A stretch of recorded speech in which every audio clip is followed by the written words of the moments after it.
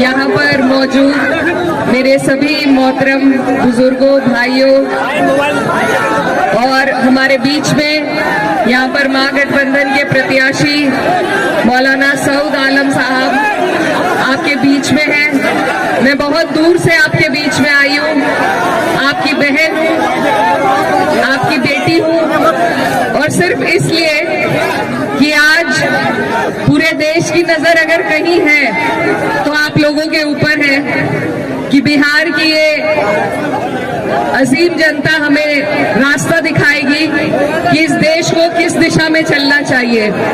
नफरत के दिशा में, बेरोजगारी और गरीबी के दिशा में, या एक उम्मीद के दिशा में। तो आज हम सब आपके बीच में महागठबंधन के रूप में एक ऐसा गठबंधन लेके आए हैं जहां सभी का मान सम्मान, सभी की इज्जत होगी, जहां आपकी तरक्की के लिए, आपकी आने वाली नस्लों की तरक्की के लिए काम किया जाएगा। ये जो धरती है बिहार की, ये मेहनत कष्टों की धरती है, और यहाँ पर सबसे ज्यादा ईमानदारी से मेहनत करने वाले हमारे भाई रहते हैं। लेकिन अफसोस की बात है कि आप लोगों को रोजगार के लिए अलग अलग सूबों में जाना पड़ता है, अलग अलग राज्यों में जाना पड़ता है। ये आपकी जो सरकार है, ये आपको नहीं रोजगार देना चाहती, आपकी तरक्की नहीं चाहती है। अब बहुत लंबा वक्त काट के आपके सामने ये सुनहरा मौका है कि आप लोग, हम सब एकजुट होकर मिलकर इस सरकार को बदलने का काम करें। और ये सरकार सिर्फ तब बदली जा सकती है जब हम बहुत समझदारी और सूझबूझ के साथ ये आंकड़े जोड़े कि सरकार को हरा कौन सकता है। ये गठबंधन इसीलिए आपके लिए बना है कि सब आप और हमारे जैसी सोच रखने वाले, तरक्की की, भाईचारे की सोच रखने वाले लोग एकजुट होकर इस नापाक सरकार को आप और हम बदलने का काम करें। मेरे भाइयों, मैं आपसे ये कहना चाहती हूँ कि आप लोग अपने इन वोटों को, अपनी ताकत को बंटने नहीं दीजिए। एकजुट होकर, एक तरफ होकर जब आप और हम वोट करेंगे तभी जाके हमें तरक्की हासिल हो पाएगी। हमारे बीच में मौलाना सऊद आलम साहब अब भी आपके विधायक थे, आपकी लड़ाई लड़ते रहे, और फिर से आपको और हमें कोशिश करनी है कि इनको फिर से हम जिताएं ताकि हमारी सरकार बन सके। मेरे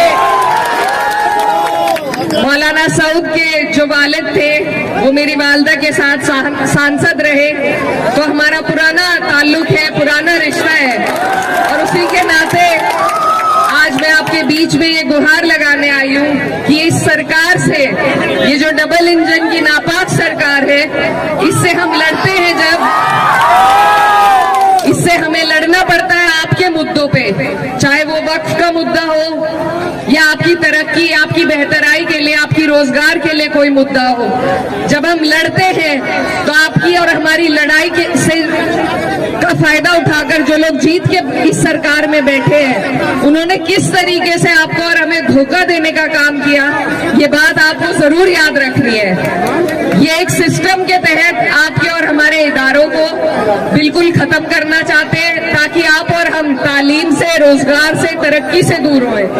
तो इन लोगों के इस इरादे को अगर हम फेल कर सकते हैं तो सिर्फ एक वोट की ताकत हमारे पास है, और कोई लाठी डंडे की ताकत नहीं है। सिर्फ वोट की ताकत से आप चोट पहुंचा सकते हैं, और उसमें भी अगर हम अपने वोटों को बांट देंगे, अगर आपसी लड़ाई के चक्कर में हम इनको फिर जीतने देंगे, तो ये हमारी आने वाली नस्लें आपको और हमें कभी माफ नहीं कर पाएंगी। तो मैं बहुत दूर से आपके बीच में, हमारा उत्तर प्रदेश आपकी तरफ निगाहें टिकाए बैठा है कि बिहार से जो संदेश निकलेगा वो पूरे देश भर में सरकार को बदलने का काम करेगा। तो मेरे भाइयों,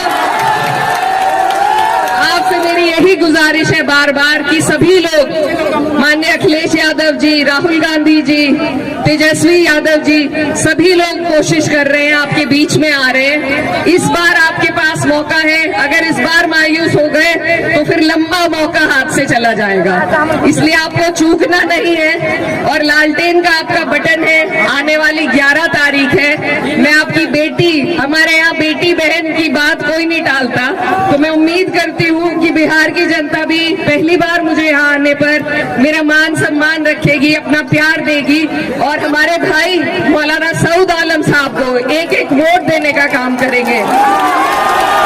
और भी जो लोग हैं वो भी अपने हैं, वो भी लड़ रहे हैं, लेकिन मेरा बस आपसे ये सवाल है कि वोट डालने से पहले ये सोचिए कि क्या वो सरकार बना सकते हैं। अगर वो सरकार के नजदीक पहुंचते हैं तो आप बेशक वोट उन्हें दे दीजिए, लेकिन वो नहीं पहुंचेंगे। उन्हें अगर वोट दिए जाएंगे, बटेंगे अगर हमारे वोट, तो सरकार फिर से भाजपा की बनेगी और इस बार भाजपा नीतीश जी को मुख्यमंत्री भी नहीं बनाएगी, इस बार वो खुद कब्जा लेगी। तो अब तक जो हालात थे वो बद से बदतर आपके हो जाएंगे, इसलिए आपको पहले ही अपनी सुरक्षा करनी है और उसका जरिया मैंने जैसा आपको बताया सिर्फ वोट का है आपके पास।